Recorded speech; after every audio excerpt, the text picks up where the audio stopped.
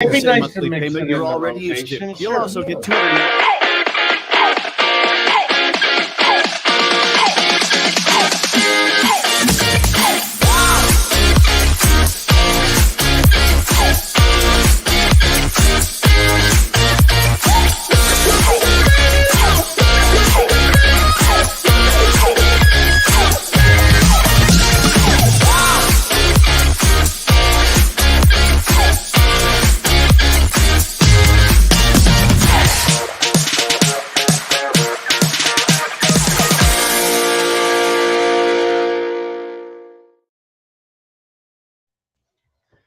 Prater in the ball game, a Boise State game night. Prater says this could end up being one of the pivotal games in the history of this program, one of the most important games in the history of this program, Prater. It's definitely one of the most important games. The opportunities out there, there's a lot of boxes to check. Ball game.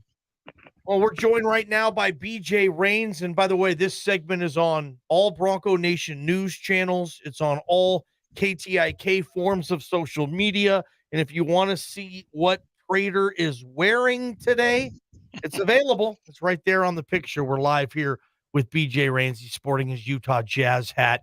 I'm sporting a Seattle Mariners hat. And it looks like, BJ, welcome. You're sporting a Las Vegas casino hat. What'd they pay you, 25 cents to wear that, you cheapo?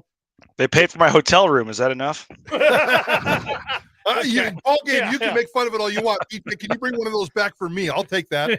I'll do what I can, guys. Do what I can. Got some time at the pool today, and now getting ready for the game. I'm going from you guys straight to Laramie, Wyoming radio after this. So hopefully you guys are a little bit nicer to me. Oh, yeah, that's going to be a fun one. Leon versus Linder, part 3 tonight, BJ. What's the one key factor for Boise State to be able to win this and do what they've never done, play for a Mountain West tournament championship? Stay out of foul trouble, and in particular, Malad and Armouche. I mean, going against Graham Ike, nothing against, Lucas Milner or Najee Smith or any of these other guys. They need 30-plus minutes out of, Malad and Armouche tonight. So how the game's officiated, I think, is going to be key. Malad and Armouche doesn't really take a lot of charges. So I have this crazy idea. I think that Tyson Degenhart should start the game on EK and just take a couple flops and get a couple charges and get him in foul trouble and get him on the bench. So I don't know. I think that's going to be the key to the game. Leon told us yesterday on an average game, Wyoming has 50 times a game where they post up either EK or Maldonado. So you're talking literally almost every possession, the ball's going to go into the paint to either Maldonado or EK. So how the game's officiated and how Boise State can defend in the paint without fouling, I think is going to be a huge key in this game. BJ, the styles of these two teams a lot more similar, correct, than that of, say, Nevada yesterday, where they want to turn it into a track meet. Boise State wants to get you in a phone booth and beat the hell out of you. Wyoming stylistically kind of matches up with Boise State well, don't they? Yeah, no, they like to slow it down. They're much slower. They like to control the tempo. And like I said, they like to use some shot clock, dump it into the paint, work inside out, whether EK or Maldonado, go up for the shot or get fouled or kick it out to Jeffries or some of their Odin, some of their three-point shooters. I mean, that's kind of Wyoming's game. And so, yeah, Boise State, again, has to stay out of foul trouble, has to limit the number of free throw attempts Wyoming gets in this game. The last time they played in Laramie, as you guys know, EK had 33 points, 10 rebounds, and he was like 14 of 15 from the foul line. So they've got to limit the free throw attempts and try to control the pace a little bit. But Wyoming's game is going to be, just a little bit more tempo and a little, control the tempo. And they're going to work that ball into the paint on every possession. BJ Rains, Bronco Nation News, live from Las Vegas, getting you ready for tonight's Boise State Mountain West semifinal against Wyoming. 7:30 Boise start time. BJ, let's go back to that Wyoming game in Laramie a little while ago. They scored 44 points in the second half. They scored 72 points total. You just talked about the pace and how they like to push it. How can Boise State's elite defense take care of Wyoming's up-tempo offense? Yeah, that's going to be a huge key in this game. That's going to be a big battle. Is Boise State's defense, Wyoming's offense, and I haven't checked, but last I looked, EK and Maldonado were the highest scoring duo in the country between the two of them, averaging about 20 points each. And so you're penciling in 40 plus points from those two guys. And so, yeah, Boise State's just going to have to, like I said, I keep saying it, but they're going to have to just stay out of foul trouble and not allow too many 3-point shots. I mean, when they like to pack it into the paint, what usually happens is they kick it out to their shooters for threes. So you got, I don't know if doubling EK will work every time if you're going to leave guys open for three. So it's kind of pick your poison there, but that certainly is going to be a key to this game. And you mentioned that game in Laramie, and that was a tie game with 4 minutes left. And there was a fifth foul call on Tyson Degenhart, and that kind of changed the game a little bit. And so, both games were winnable. Boise State, one of them, and the second one, they were right there in the final couple of minutes. So I think Boise State feels like, this isn't some daunting team that they have no chance to beat. I think they feel like they match up pretty well with them, and I think they're excited about this one. The leader of this team, Abu Kijab, we saw him at the Extra Mile Arena just put that victory on their backs the other night when they clinched the championship. And then in this first tournament game was probably the third or fourth most important player. He's too good for that. Do we expect a big night for Abu Kijab tonight? Yeah, only had 11 points last night. And I think Marcus Shaver, too. I mean, he was another guy that was only 3 of 13 from the field yesterday, even though he had 15 points. And so, yeah, I think Abu Kijab is certainly the leader of this team. He was there in the press conference yesterday, basically saying this team's not done. This team ain't going anywhere. So, it's hard to get Abu to say anything about a game because every game you ask him how great was this one, he just says, oh, we're not done. We're not satisfied. We're on to the next one. So, we'll see. At some point, he's going to have to celebrate the win he just had. Maybe that's tomorrow at about 5 o'clock if they can win the title. But Abu is obviously the leader of this team. We talked about it yesterday on and off the court, and his defense certainly will be a big key as well in this game. And I think you could, 11 points, probably pencil him in for a few more than that tonight. Yeah, he had 26 in that loss at Laramie. Is he a matchup problem for Wyoming? Yeah, it's funny because everybody's talking about Emmanuel Acott. Oh, 6'8" point guard. Well, Maldonado's like 6'8" too. So that's kind of an even trade there at the point guard spot. But I think he has a chance to be a matchup problem there on the wing. And he likes to back down into the post himself, kind of like Maldonado does, and work out of the middle. So I think Kijab's a big player. But honestly, I think Marcus Shaver is a big player in this game. And I think they're all big. But I mean, Degenhart, he only had 9 points yesterday. I think 6 rebounds. But again, he fouled out of the last Wyoming game. Wasn't in there at the end of the game. I think Tyson Degenhart has his feet wet now after playing in his first Mountain West tournament game yesterday, and I think that Tyson Degenhart's a big key to this game as well this afternoon. BJ Rains, Bronco Nation News, live from Las Vegas. Again, this segment is being broadcasted through video as well on all forms of everything we have here, social media, online, and all that good stuff. BJ, your hotel room looks pretty nice, by the way, man. They set you up pretty good at Circa. No wonder you're wearing their hat, man. I like it. It is very nice. It is. Good, nice little spot there. BJ, I don't think Wyoming is 100% in yet. Honestly, Indiana is going on this run in the Big Ten tournament. They beat Illinois today. They could be stealing a bid. I don't know if anybody cares out there, but Conference USA, the number 1 team, North Texas, who went to the tournament last year, they're the 1 seed in Conference USA. They lost in the quarterfinals today to an 8. Now all of a sudden they don't think they could be a bubble team. In your opinion, does Wyoming or at least have to play well? I mean, they have them in the first 4 right now. Lenardi does. So it's not a given, I think, that they're in this tournament, which I think makes it even more important for Wyoming and Linder to get this done tonight. I think Wyoming wins this game, BJ. Are we allowed to mention Lenardi as a CBS station, or do we have to stick to Palm here? I don't know what the what the rules are, but Palm right now, but Palm's probably close to it too. But yeah, right. If you look at the bracketology guys and reading the latest tweets from Joe Lenardi, he says Wyoming's in. He says they're in. He says that there's basically all the bubble teams are fighting for the last 3 spots, and he has Wyoming as the top of the last 4 in. So you listen to the bracketologists, they're in, but I don't think Jeff Linder's sitting there, going to be sitting there with his feet propped up, feeling good if they lose tonight. So I mean, it's a quad 1 game for both teams.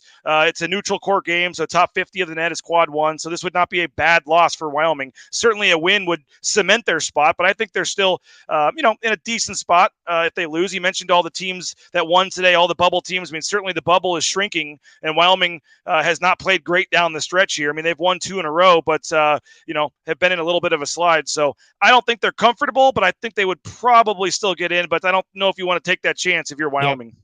BJ, I saw your boy last night, Boucher, talking about or putting out a tweet that said Wyoming fans are outnumbering Boise State fans 10-1. We all knew that Boise State fans would travel down there better than they have in the past. Wyoming has always been one of the best down there. The entire state empties out. Is there any kind of fan advantage for Wyoming tonight? Well, how about this, guys? It's kind of a unique way they did the seating. So each of the 11 teams gets like a section, and basically each quadrant of the arena has 3 teams in it, like, and they're kind of layered. Well, it just so happens that 3 of the 4 teams playing tonight all are in the same quadrant of seats: Wyoming, San Diego State, and Boise State. So you're going to have 1/4 of the arena 100% full, and then the rest of the other 3/3 of the 2/3 of the arena, whatever it is, 3/4, a little bit sparser. So it's going to be a little weird because the Wyoming and Boise State fans are going to be literally sitting right next to each other. Yeah, no, they had a huge crowd. They travel really well, and then now the fact that they're playing well and doing well this season. Yes, it was. I don't know if I'd quite go 10-1, but it was probably 7-1 or 8-1. It was a huge advantage for Wyoming. I do know some Boise State fans that couldn't make it down until today, so I think Boise State will have a little better contingent tonight. But it'll be a big pro Wyoming crowd, and that Wyoming UNLV game yesterday was pretty insane how 50-50 that crowd was and how awesome that atmosphere was. So you got the top 4 teams, all those fan bases traveled, knowing they were going to be in this game tonight. I think you're going to have a big crowd for both games, but I would just think Wyoming will easily have the best attendance of the 4 teams tonight.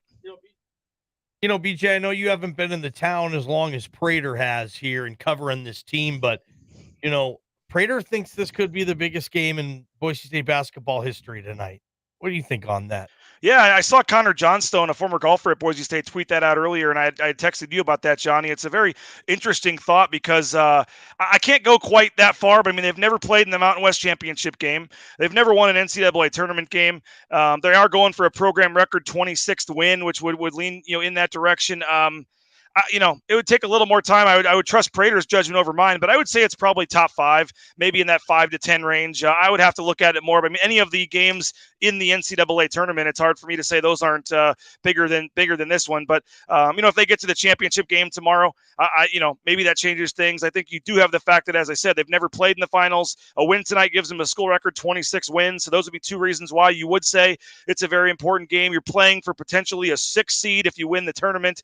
It's a monster game for Boise State, for Leon Rice, for this program to continue their ascension as becoming a basketball school. But semifinals of a conference tournament game, I'm not quite sure I can say it's the biggest game in school history. Yeah, I think that's fair, BJ. And there's probably, as you guys both said, there's 4 or 5 or 6 games out there where you could debate them, and there's really no wrong or right answer. And what the emphasis of what I was pushing on is it's taken the last month for the psyche of the Boise State fans to jump on board and not say anymore, Leon's going to screw it up. They're on board, and they're clearly on board with this team.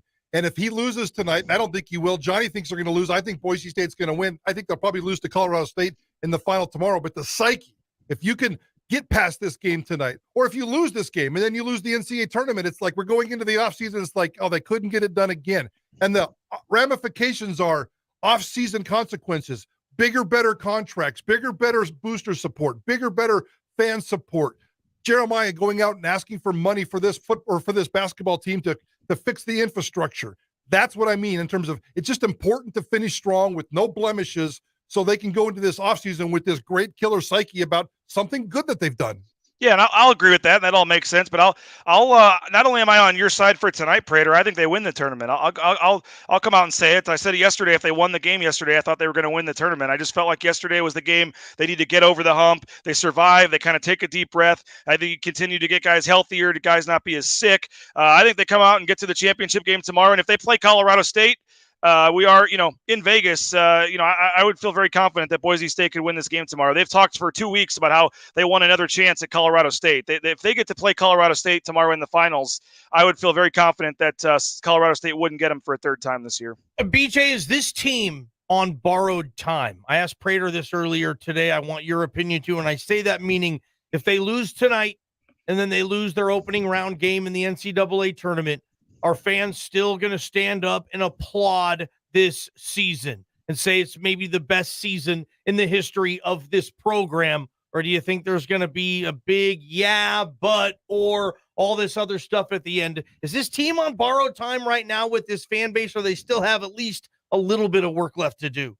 Oh, they'll be the 2% of haters that even if Boise State got to the Final Four, if they lost that game, they say, "Oh, they couldn't get to the championship." I mean, there's that small number of people that you guys know that are just waiting. They're just got the tweets already ready tonight if they lose or when they lose in the first game. So I don't know. I mean, you're going to lose the last game regardless, right? I mean, you're going to. You're not. I mean, let's just be honest here. The chances are they're going to lose the last game they play. The only way you don't lose two is if you win the Mountain West tournament. So I don't know if a 2-game losing streak to end the season now all of a sudden means that they couldn't get it done in March or whatever. So I get that sentiment, Johnny. There's certainly a small fraction of Bronco Nation that probably will take that side, but I think the large portion of the fan base, the normal fans that realize what's going on realize that once you get to the conference semifinals, yeah, I agree. I think you're on house money at this point. You just try to win and get to the championship. Once you get to the NCAA tournament, it's all gravy, and maybe you get an upset and get a win and get to play Coach K or something in the second round. I mean, I think from whatever happens here on out, it'll be one of the greatest seasons in program history, but they've still got a chance to make it the greatest with a couple more wins. Think about this, guys. The Boise State moment of moments, the Fiesta Bowl, January 1st, 2007. Could you imagine Boise State in a second round game against, like BJ just mentioned, Duke, and like winning that game? What that would do for basketball and have that whole Fiesta Bowl type of feel again. BJ, I appreciate the time, man. Well done. Enjoy your coverage on BNN. I'm sure you guys will be going live after the game. And heck yeah, man, we'll see you Sunday at the Selection Sunday party at Extra Mile, man. See ya, bud. Should be a lot of fun, guys. Appreciate it. Appreciate you, man. Hey, we need a contestant. Rock, jocks, and pop culture. We're playing it a little early today. 208-424